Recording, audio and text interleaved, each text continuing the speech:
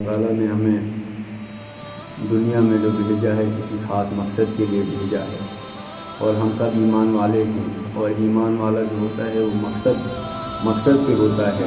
فرمایا کہ دنیا کے اندر جتنے مذاہب ہیں ان کا مقصد کوئی نہیں ہوتا، کوئی نہیں۔ ہمیں تو دنیا سے لے کر آخرت تک کا اللہ کے نبی حضرت محمد مصطفیٰ صلی اللہ علیہ وسلم نے راستہ بتا دیا ہے۔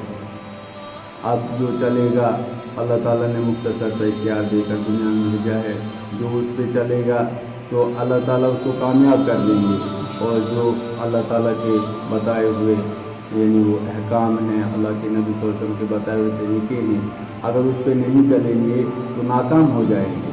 اللہ تعالیٰ نے مختصر سا اختیار دے کر بھیجا ہے۔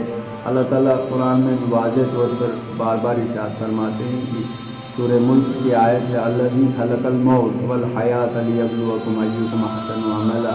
ہم نے موت اور زندگی کو اسی لیے پیدا کیا ہے تاکہ ہم تمہیں آزمائیں گے، تم میں سے بہترین عمل کر کے کون آتا ہے۔ بزرگ اور دوستو، آخر تو فرمایا کہ انما الاعمال بالخواتیم، اعمال کا دار و مدار خاتمے پر ہوگا، ورنہ ایسے تو دنیا میں ہمیں حاجی صاحب بھی کہتے رہیں گے، مولوی صاحب بھی کہتے رہیں گے، حافظ صاحب بھی کہتے رہیں گے، لیکن جب خاتمے کی باری آئے گی اس وقت دیکھا جائے گا کہ یہ اعمال کس کے لیے ہوتے تھے۔ تو اسی لیے اس وقت ہم مجلس میں بیٹھے ہیں تو سب سے پہلے ہم اپنی نیتوں کو درست کریں کہ بھائی ہم خالص اللہ کی رضا کے لیے بیٹھے۔ بات کرنے والا اگر چھوٹا ہو بڑا ہو، وہ کیا کہتا ہے اس کی آواز کو سنا جائے گا، ہے نا، نہ کہ اس کے قد کو، نہ کہ اس کی علم کو۔ یہ ہے کہ بھائی ہم آپس میں مذاکرہ کر رہے ہیں، اپنا جو سبق ہے ایمان یقین بار بار اس کی بات کرتے ہیں۔ تو فرمائیں سب سے پہلے ہمیں جاننا چاہیے کہ ایمان کہتے کس کو ہے۔ ایمان کہتے ہیں کہ بھائی حضور اکرم صلی اللہ علیہ وسلم اللہ تعالیٰ کے پاس سے جو کچھ لائے ہیں ان سب کو حق جانے اور سچے دل سے ماننے کو ایمان کہتے ہیں۔ اور ایمان کا کلمہ جو ہے لا الہ الا اللہ محمد رسول اللہ صلی اللہ علیہ وسلم، فرمائے کہ یہ اتنا وزنی ہے، حدیث پاک کا مفہوم ہے کہ یہ کلمہ اتنا وزنی ہے کہ پوری کائنات، پوری ساتوں زمین ساتوں آسمان اگر ایک پلڑے میں رکھ دیے جائیں اور دوسرے پلڑے میں یہ کلمہ لا الہ الا اللہ محمد رسول اللہ صلی اللہ علیہ وسلم رکھ دیا جائے، فرمائے یہ کلمے والا پلڑا جو ہے بھاری ہو جائے گا۔ پھر فرما رہے تھے کہ بھائی علماء نے اس کی بہت تشریحات آگے کی ہے کہ بھائی یہ کلمہ کیسے ہے کہ پہاڑوں کی بقدر اس کا وزن ہے، یہ کیسے ہو سکتا ہے۔ تو فرمایا کہ علماء نے لکھا ہے کہ پوری جو یہ کائنات ہے یہ اس کلمے کا دل ہے، اور دل یعنی دل جو ہے جسم کے اگر انسان کا جسم ہے لیکن چلاتا اس کو دل ہی ہے، کہ جسم کو چلانے والا دل بھی ہے۔ تو گویا کہ پوری کائنات کے اندر جو ہے یہ کلمہ کیا ہے، کلمے کا جو دل ہے وہ کائنات ہے۔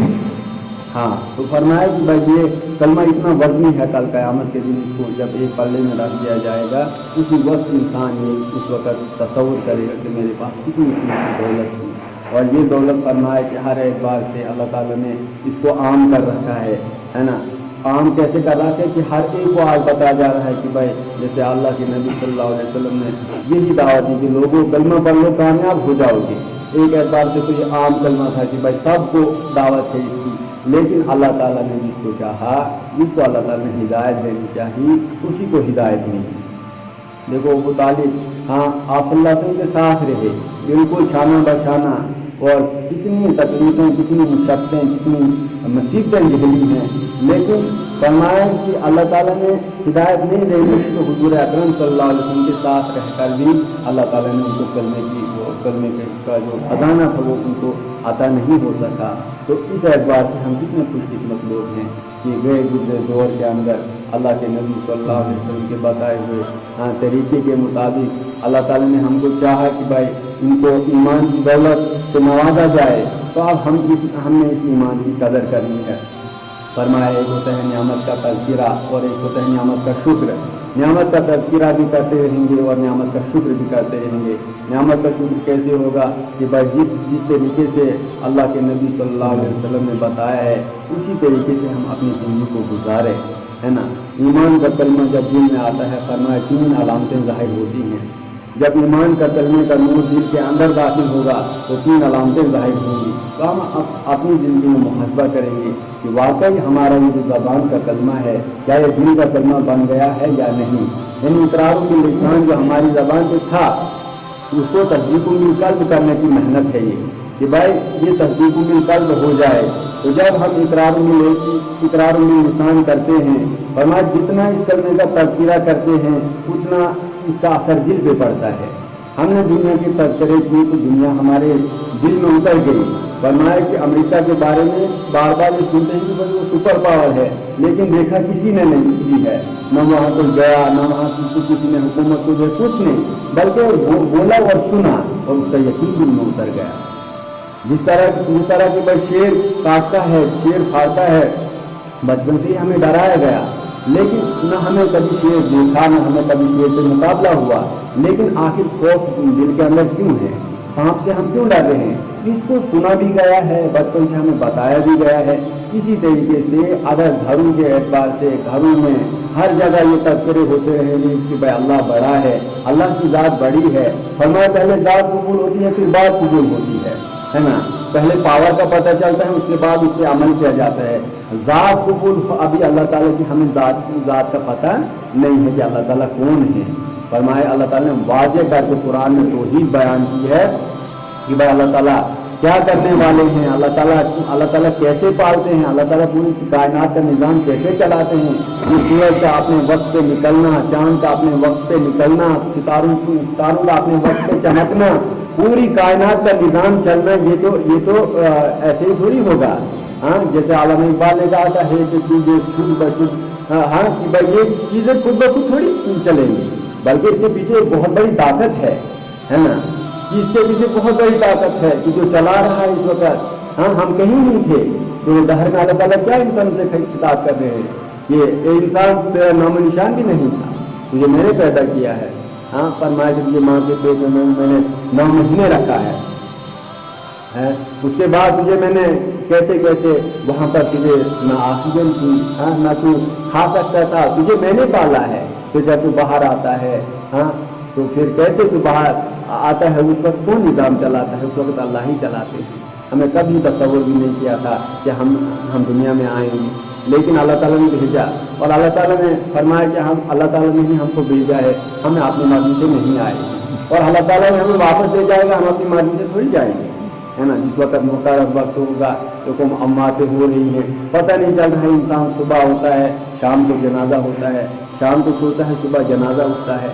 بزرگوں دوستوں شیطان جو ہے شیطان اسی میں ہمیں لگایا رہتا ہے کہ بھائی توبہ کی مہلت دی جائے گی, توبہ کریں گے لیکن اس کی دیر مت کرو اور اس کو مت سوچو کہ کب میرا وقت ہوگا. ابھی میں جوان ہوں, ابھی میں عمر بہت زیادہ ہے, میں بہت سال تک جی سکتا ہوں. نہیں دوستوں لیکن اس کلمے کو اپنے ساتھ لینا ہے. فرمایا ایک ہوتا ہے ایمان لانا, دوسرا ہوتا ہے ایمان بچانا. ایمان لانا اور ایمان بچانے سے بہت فرق ہے. ایمان تو ہم نے لایا ہے ہاں 7 چیزوں پر ہم نے ایمان لایا ہے. آمنت باللہ و ملائکتہ و کتبہ و رسلہ والیوم الآخر والقدر خیرہ و شرہ من اللہ تعالی والبعث بعد الموت. ہم نے اللہ تعالیٰ پر ایمان لایا ہے, ہم نے اللہ تعالیٰ کے رسول پر ایمان لایا ہے, کتابوں پر ایمان لایا ہے اور یہ سب جتنے بھی یہ جو ایمان لایا ہے یہ غیر کی چیزوں پر ہم نے ایمان لایا ہے. ہم نے نہ اللہ کو دیکھا نہ اللہ کے رسول صلی اللہ علیہ وسلم کو دیکھا, ہم نے ایمان لایا سب رسولوں پر ایمان لایا کہ وہ برحق ہیں. 1,24,000 کم ہو گئی تعداد بتاتے ہیں کہ وہ آئے دنیا کے اندر اللہ کا پیغام لے کر. اس کے بعد کتابوں پر ایمان لایا, ہم نے وحی کو اترتے نہیں دیکھا. ہاں ہم نے آپ اللہ وسلم پر وحی کو اترتے نہیں دیکھا اور وہ کتابوں پر ایمان لایا ہم نے. اور اس کے بعد جو ہے آمنت باللہ و ملائکتہ فرشتوں پر ایمان لایا, و کتبہ کتابوں پر ایمان لایا, و رسولہ رسولوں پر ایمان لایا, والقدر خیرہ والیوم الآخر یعنی قیامت کے دن پر ایمان لایا. اور قیامت کے دن پر ایمان لانا یہ بھی کہہ پر ہے کہ ہم نے قیامت کو آتے نہیں دیکھا اور اس پر ایمان ہے کہ کل قیامت کے دن ہمیں جمع کیا جائے گا. ہر ایک انسان کو جمع کیا جائے گا, اس کے نام اعمال اس کے ہاتھ میں پکڑایا جائے گا. ہے نا بزرگ اور دوستوں، یہ سب تیار ہم اسی کی ہے کہ بھائی اچھی اور بری تقدیر کا مالک صرف اللہ ہے، جو ہوتا ہے اللہ سے ہوتا ہے، کرنے والی ذات ایک اللہ کی ہے، اللہ کے بغیر اللہ کا غیر کچھ نہیں کر سکتا۔ قرآن میں واضح طریقے سے اس کی دلیل موجود ہے، جیسے حضرت ابراہیم علیہ السلام کا وہ واقعہ، ہاں مفصل تو ہم تو پڑھتے ہی رہتے ہیں، اس کے بعد موسیٰ علیہ السلام کا واقعہ، ہاں اس کے بعد جو ہے موسیٰ علیہ السلام کا واقعہ ہے کہ بھائی اللہ تعالیٰ نے ان کو وہ آنکھوں کے ذریعے کے اندر راستے بتا دیے، ہاں راستے نکال دیے ان کے لیے، ہے نا۔ یہ سب کچھ کرنے والی ذات اللہ کی ہے۔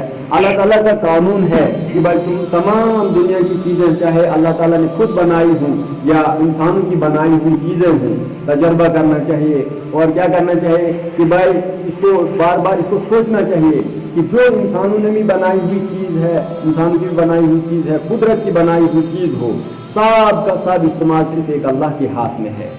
فرمایا کہ ہماری جو ہاتھ میں مشین ہوگی وہ بھی ہماری اپنی استعمال سے نہیں چلتی ہے۔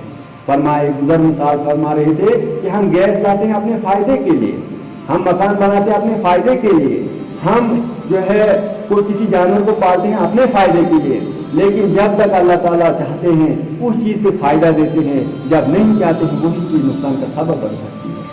فرمایا کیسے؟ فرمایا کہ جب انسان مکان میں ہوتا ہے تو اس نے بنایا ہوتا ہے مکان اپنے راحت کے لیے، اپنے آرام کے لیے۔ فرمایا 3 طریقے سے مکان کو بنایا جاتا ہے، ایک آسائش ہے، ایک رہائش ہے، ایک نمائش ہے۔ اور یہ 3 چیزیں انسان بنا دی مکان کو کہ بھائی میں اس میں آرام کروں، آسائش ہے، رہائش ہے، میرے لیے رہنے کی جگہ ہے، میرے بال بچے اس میں رہیں گے۔ اور فرمایا کہ جب وہ اس میں رہ رہا ہوتا ہے لیکن اس کو خبر نہیں، جب تک اللہ تعالیٰ نے چاہا ہوتا ہے اس سے وہ نفع اٹھاتا ہے، جب نہیں چاہتا ہے اسی سے نقصان ہوتا ہے۔ فرمایا جب زلزلہ آتا ہے تو دیکھو کئی لوگ مکانوں کے اندر تحت محنت کر دیا اللہ نے، حالانکہ مکان بنایا تھا فائدے کے لیے، ان کو کیا پتا تھا کہ بھائی ہماری موت یہی مکان کا سبب، یہ مکان سے ہو جائے، ہے نا۔ گاڑی لیتا ہے اللہ تعالیٰ انسان لیتا ہے گاڑی اللہ یعنی فائدے کے لیے، لیکن اللہ تعالیٰ جب چاہتے ہیں، جس وقت چاہتے ہیں اس وقت تک اس کا فائدہ ہوتا ہے، جب نہیں چاہتے ہیں وہی نقصان کا سبب بنتا ہے نا۔ تو لہذا یہ سمجھ میں آ گئی بات کہ اللہ تعالیٰ انسان کی بنائی ہوئی چیز ہو اس سے بھی تب تک ہی فائدہ ہوگا جب تک اللہ تعالیٰ چاہیں گے۔ اور اگر قدرت کی بنائی ہوئی چیزوں کو دیکھو کہ بھائی ہمیں زمین میں ہم یہ کچھ بوتے ہیں، بیج بوتے ہیں، تو جب تک اللہ تعالیٰ چاہتے ہیں اسی زمین سے فائدہ ہوتا ہے، جب اللہ تعالیٰ نہیں چاہتے ہیں تو اللہ فائدہ نہیں دیتے ہیں۔ بارش زمین کے لیے بہت ضروری ہے، لیکن جب اللہ تعالیٰ اعتدال کے ساتھ بارش برسائیں زمین کے اوپر تو اس سے نفع ہوگا۔ جب اعتدال سے باہر اللہ تعالیٰ بارش کر دیتا ہے وہی سیلاب کا سبب بن کر ہم انسانوں کی موت ہو جاتی ہے۔ بزرگوں دوستوں یہ سمجھنے کی بات ہے کہ ہم دنیا کے اندر جو اختیار ہے مختصر زندگی کا اختیار، 60 یا 70 سالہ زندگی کا اختیار مختصر دیا ہے، اور اس اختیار میں 2 طرح کے راستے بتائے، 2 طرح کا انجام بتایا، 2 طرح کی موت بتائی اور 2 طرح کے فیصلے بتائے۔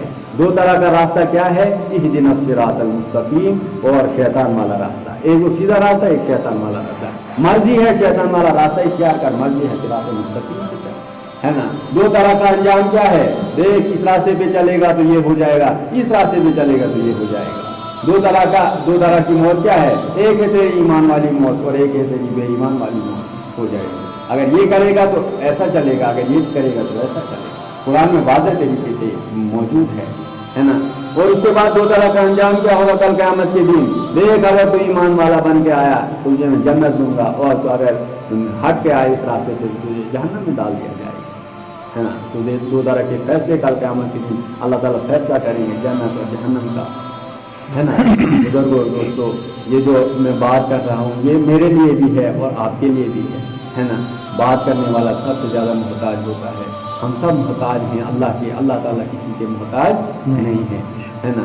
نہ وہ ہماری نمازوں کے محتاج، ہاں نہ ہمارے وہ صدقے کے محتاج، نہ ہماری ذکر کے محتاج۔ فرمایا کہ گزر فرما رہے تھے کہ اگر کل قیامت کے دن جتنی نعمتیں اللہ تعالیٰ نے ہم کو دی ہیں، اگر اللہ تعالیٰ کل قیامت کے دن کھڑا کر دے گا اور کہے گا کہ بھائی اس کی نمازوں، اس کی صدقات زکوٰۃ کو الگ کرو اور تم میرے ایک پانی کے گھونٹ کا حساب دے دیتے ہیں، اور فرمایا کہ اس کو وہ لے سکتا ہے، اللہ تعالیٰ لے سکتا ہے اس کو کہ وہ سب اس کے بدلے میں چلی جائیں، ہے نا۔ لہٰذا اللہ تعالیٰ سے بار بار یہی دعا کرنی چاہے کہ اللہ ہم آپ کی عبادت کا حق ادا نہیں کر سکتے، ہے نا. جیسے بزرگوں نے کہا سبحانک ما عبدناک حق عبادتی، سبحانک ما عرفناک حق معرفتی، سبحانک ما ذکرناک حق ذکر، سبحانک ما شکرناک حق شکر. یا اللہ جیسا شکر کرنے کا حق تھا ویسا ہم سے نہیں ہوا، جیسا ذکر کرنے کا حق تھا ویسے ہم سے نہیں ہوا، جیسے آپ کو پہچاننے کا حق تھا ہم پہچان ہی تو ہے نا. تو بزرگوں دوستو اللہ تعالیٰ مجھے بھی اور آپ سب کو بھی، ہم سب کو مل جل کر بار بار ایمان والے تذکروں میں، ایمان والے مذاکروں میں بیٹھنے کی توفیق عطا فرمائے. اس سے بہت بڑا فائدہ ہوتا ہے.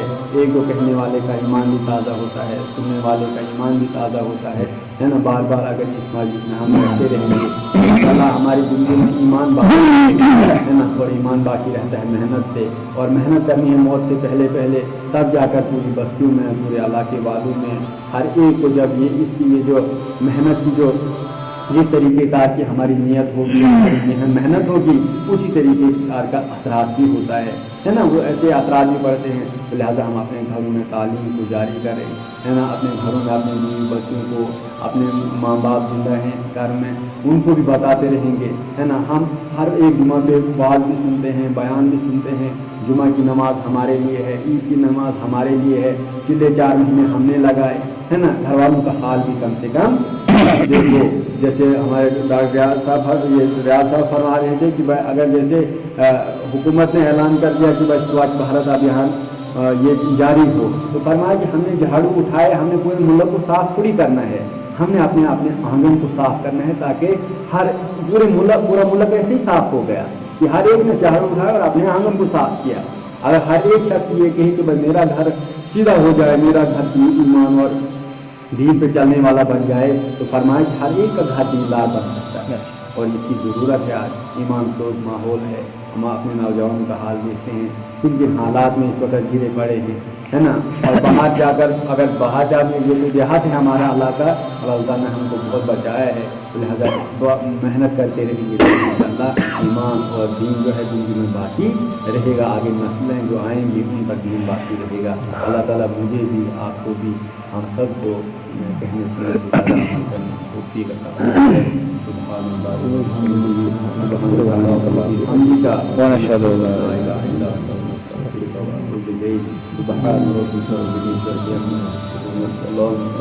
الحمد للہ.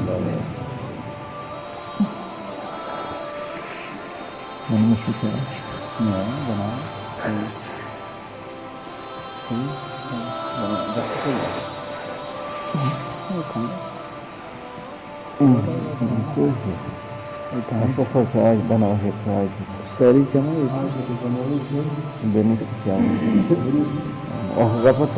مجھے بنایا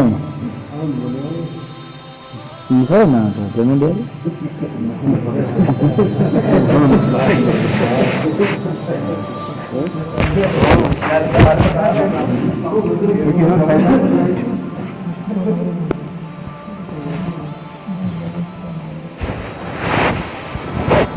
آرام سے کیا مزاج